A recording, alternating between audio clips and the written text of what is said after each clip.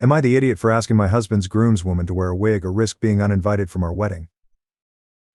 My boyfriend, now fiancé, asked me to marry him 2 months ago. To give a little background, I met him at a farmer's market when I was 18 and he was 26. We're now 24F and 32M.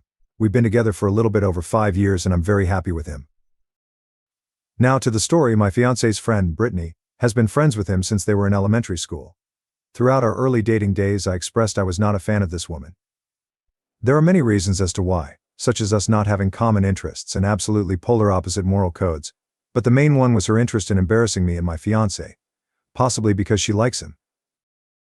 When we were first starting to go on dates, she had shown up and tried to invite herself to the date, because he had told their mutual friend group chat where he was taking me. She then decided that she would go to the same restaurant, and had tried to make a scene about him cheating on her, and that she was heartbroken. It escalated very quickly, and it ended with me asking the manager to get her trespassed, as she was delusional and I, nor my date, did not want her around. This sort of situation happened 3 more times, even going as far as showing up to his grandparents' house to stop me from meeting his family. At that point I made it clear to him that if anything like that were to happen again, I'd be out of there. Which he completely understood and agreed with me, wholeheartedly. He convinced his friend group to go low communication about Brittany with him because she was acting weird around him, and they all understood and disagreed with her actions. He had extremely low contact after that point, and I learned years later that she had gotten major therapy, even checked herself into a mental hospital, and went on medication to stop these absolutely unhinged personality traits. Around 4 years later they reconnected through a mutual friend's birthday party we were all at, and she genuinely seemed like she had changed personality-wise from the person I had met 5-ish years ago. We still didn't agree on most things, but she apologized for the way she had acted previously and owned up to all the BS she tried to pull with him. So, I just kept my guard up, but encouraged my fiancé to get friends with her again. I'm not friends with her, but I am friendly towards her. Skipping to now, I have been planning this wedding basically since I was born, over-exaggerating, but it has been in my thoughts since I was a young child. The wedding will not happen for another 2 years. The theme is supposed to be similar to D&D style fantasy. A Renaissance wedding with blue, orange, and red as the basic color scheme. Most of the wedding would be held outside at a local state park, but part of it would be held inside. Specifically, the cake and food would be cut and served inside, as well as some of the guest photos. This is the important part. I have a personal friend, Brittany, 28 female, who does professional pictures at Renaissance festivals across the US. Her job is to drive around across the country to Ren fairs and take pictures for certain venues. It's a very cool job, and I love seeing the pictures. However, she does editing for some of these venues with a green screen to make it look more aesthetic, or to totally change the scenery behind the people in the photo. For example, she showed me mock-ups for me in the past, showing silly people in costumes being chased by goblins and trolls, a dragon breathing fire behind a party of knights, and even a garden of lights with fairies flying through it, etc. It's silly stuff, and is for people to have fun with. My idea was to incorporate this into my wedding. The guests would choose whatever background they'd like from a catalog that my friend and I put together, and Bri or her teammate would take pictures of them throughout the day. These pictures would be uploaded electronically and then be edited by her after the wedding. These were mandatory for all guests that wanted to participate, so I could use the pictures for postcards and scrapbooking. It's my hobby.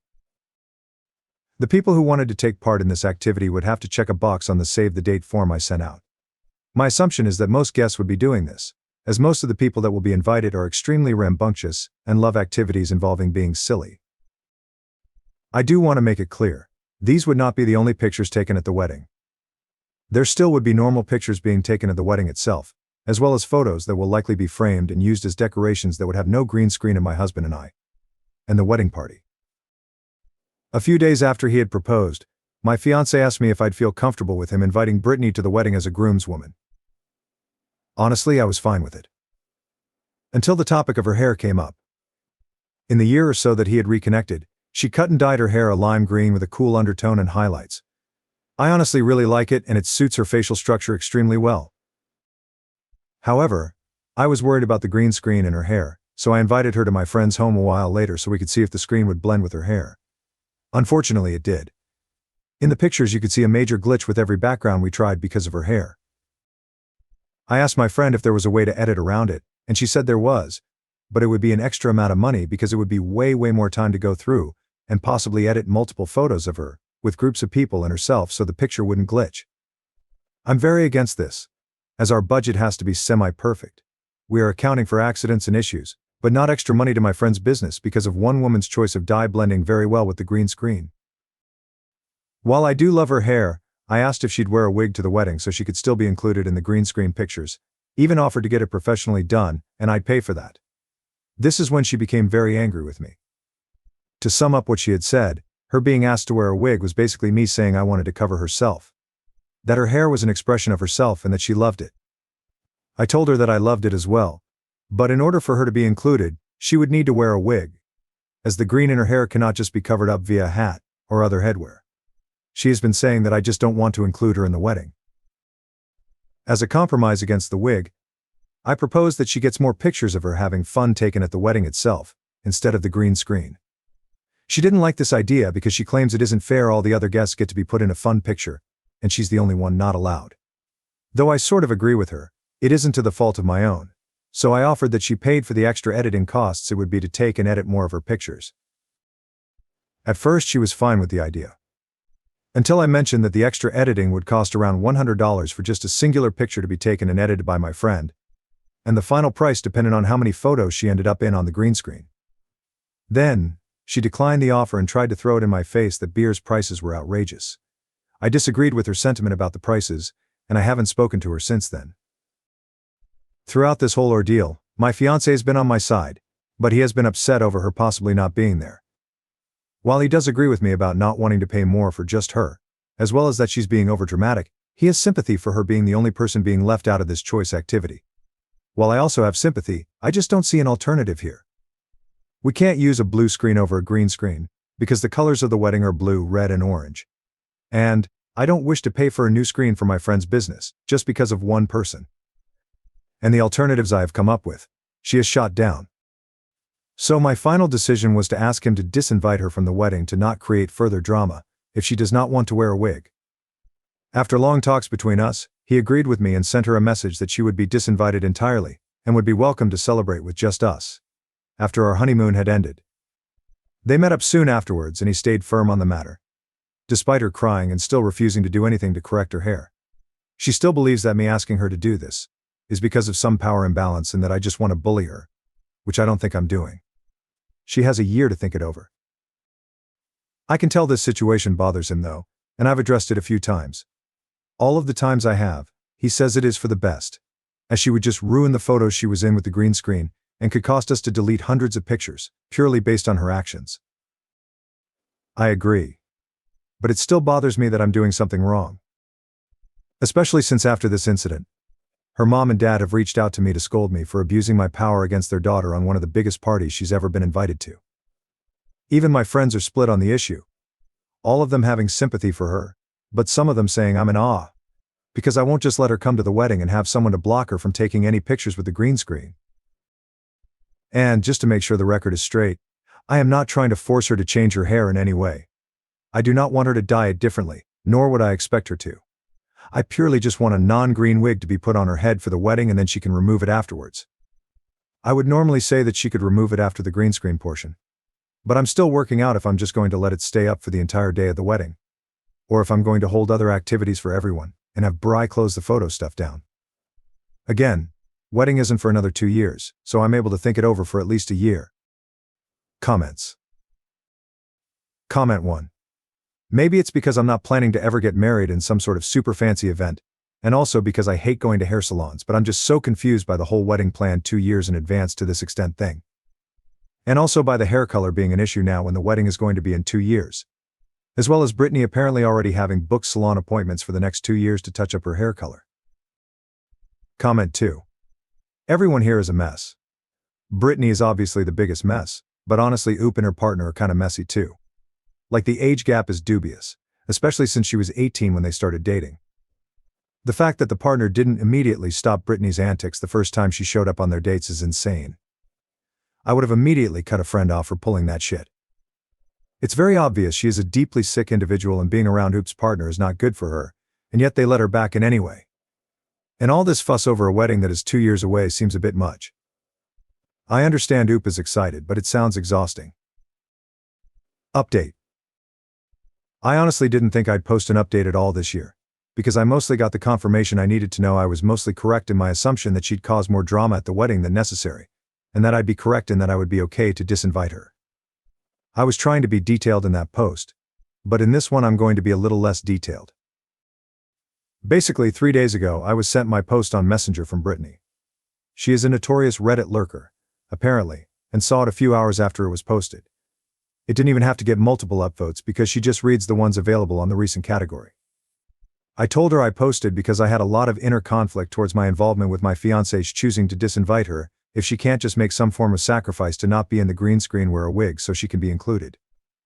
She got extremely mad at me, called me names, threatened that I'd be sued for defamation, etc. This honestly just made me realize how little she actually changed. Of course I showed my fiancé and he was appalled at her actions. He said he was going to block her and did so that day, and so did I. Yesterday I woke up to 43 missed calls from a number I did not recognize. That ended up to be her and a dozen voicemails claiming that I was stealing my fiancé away from her again, that I had purposefully targeted her for just wanting to be included with everyone else, and so on. I do not know how she got my number, but I obviously blocked it.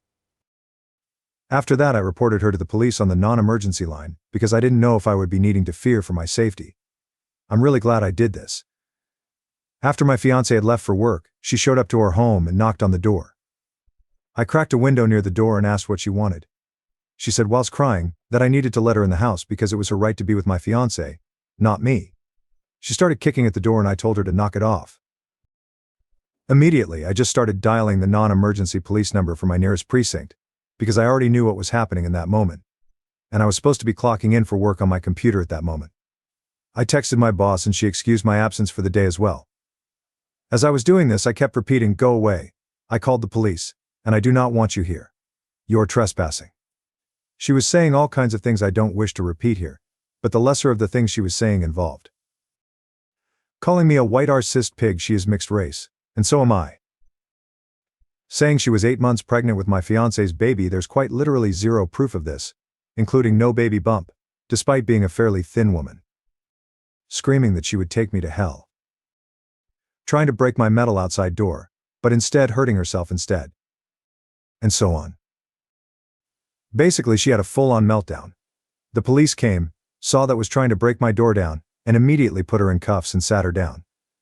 She was claiming this was her house, and that she'd lived there for 10 years, that I had broken in and locked her out, etc. Of course, because of her psychotic appearance, I was questioned and once given the real story. As well as being able to provide proof that I was the owner of the home, she was taken to the police station. As far as I'm aware, she was booked for the night, and was let go today. I did agree to a temporary no-contact order, and my fiancé and I are going to proceed with a permanent one. Her parents called after they heard she was put in a holding cell, and apologized profusely. Apparently Brittany had lied to them about the extent of her actions and downplayed a lot of it. On the exterior she seemed fine and well-rounded. But mentally she had snapped again from not taking her meds for a year. She never told her parents this, just acted normally until one of her triggers came back. My fiancé. No. He didn't do anything wrong, she just had a major trigger when it came to him, because of a deeply obsessive personality disorder. I wasn't trying to air her dirty laundry about her medical history the last post, but she was diagnosed with BPD and a large handful of disorders caused by trauma she had endured in her childhood from her great-grandfather. She's an unhealthy person, and I regret even allowing her to have the notion that we had forgiven her for her past. I'm pretty shaken from this ordeal. And I can't believe this was all because of a goddamn green screen, and some pictures that were supposed to just be treated as silly holiday cards for my foreseeable future. This is making me rethink the idea altogether, to be completely honest. Maybe I'll just rent an adult bouncy house because that seems more fun than green screen professional photography. Now, for the next story. My fiancé nearly died in a car accident. My mother-in-law revealed he cheated with his ex. Now as he recovers, I struggle with guilt for wanting to end things. First post. We are supposed to get married on August 20th in a small ceremony. I've female 33 been with my fiancé male 34 for 6 years, engaged for 1. The best years of my life. He's brilliant in every way, or so I thought. The accident happened 6 weeks ago. A drunk driver hit my fiancé's car. I spent the worst night of my life in the hospital waiting for answers from the doctors, and he went through hours and hours of surgery. His parents and brothers were also there waiting. I've always loved his family and they me. His mum was one of my favorite people, and we got along very well.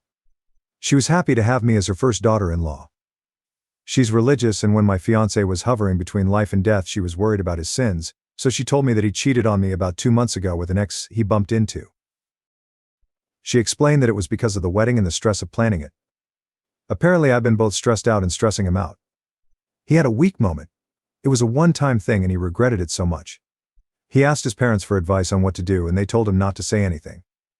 As long as he's remorseful and as long as it was me he wanted, he should forget about what he did and move on. His whole family knew. After the hospital he moved back to his parents' house because we live in a flat without lifts. I visit him every day. I haven't told him that I know and his family is acting like nothing has changed. They're very happy he's doing better and understandably so, and my presence by his side is very helpful according to him and his family. Now both fiancé and his parents are talking about us being able to get married on the day we said after all. I feel awful because I don't want that. Our relationship was over the moment I found out about the cheating. I stayed because I still do him and I wanted him to feel better. I couldn't break his heart while he's recovering. I also thought the wedding was postponed and that we would have more time for him to recover fully and be strong and independent again, so I could leave with clear conscience. I tried to speak to his mum today, but she just started hyperventilating and kept telling me not to do this. She made a mistake by telling me, and that I shouldn't take advantage of what she said in desperation to punish him and kill his spirit. He's still recovering and he needs me. I have been thinking since my talk with his mum about everything and I'm so angry at him. I'm ashamed that even when I was worried about his life I was very angry and resentful. We were supposed to have our wedding in this beautiful manor house that he found that's all inclusive, with our most important people. My best friend is a DJ and my parents paid for the whole thing even though they're much poorer, so I don't know where the stress has come from. We fixed everything in a week. I'm so angry and I've kept bottling it up since the accident. I'm afraid I'm going to explode soon. Second post. I told my fiancé though about his infidelity and canceled the wedding. He still wants a second chance. I have written here 3 days ago before I talked to my fiancé. This is after I told him I know about his cheating. I started by telling my parents, who are paying for the wedding, about what happened and that I'm canceling the wedding. Hopefully they can get back some of what they paid via their home insurance. I have told them that I'm going to pay the rest of the damages. My dad refused. I insisted. It's not up to them. Since my fiancé still lives with his parents, I felt that I would be outnumbered if I went alone to end it. Text or a call wasn't an option since he meant a lot more to me than that, and I really wanted to see his face and ask WTF. I also wanted him to see my hurt. I don't want it to be comfortable for him. Cheaters must see the hurt they cause and hopefully learn from it. I took my mum with me. When I told him that the wedding was off and the reason why he started crying, he told me all things they say in desperation. He was foolish. He didn't think. He was stressed out. He was scared. It meant nothing. He regretted it. He didn't want to tell me because it meant nothing, and he didn't want to hurt me. I should give him a chance to prove himself and his loyalty. He can ask his parents to pay for the wedding. We can postpone the wedding indefinitely. I can take the apartment, and he will live with his parents. As long as it takes for me to forgive him. I haven't cried so much as I did when I was listening to his bullshit and afterwards on my way home. How could he do this to me? He didn't give me a satisfying answer to why he did this to me. To us. I have cried myself to sleep every night since the accident, and yet I cried like I've just found out. I'm going to stay in the apartment that we bought together and he will stay with his parents. Prices has gone down these last couple of months, and we both agreed that we don't want to sell for less than what we paid. But the moment it goes up again, we're selling. I have started packing his things now, and tomorrow I'm renting a van to move his things to his parents' house. Sorting out his stuff and packing his clothes made it real for me. I didn't expect it to be so emotional. Why do I still love him so much?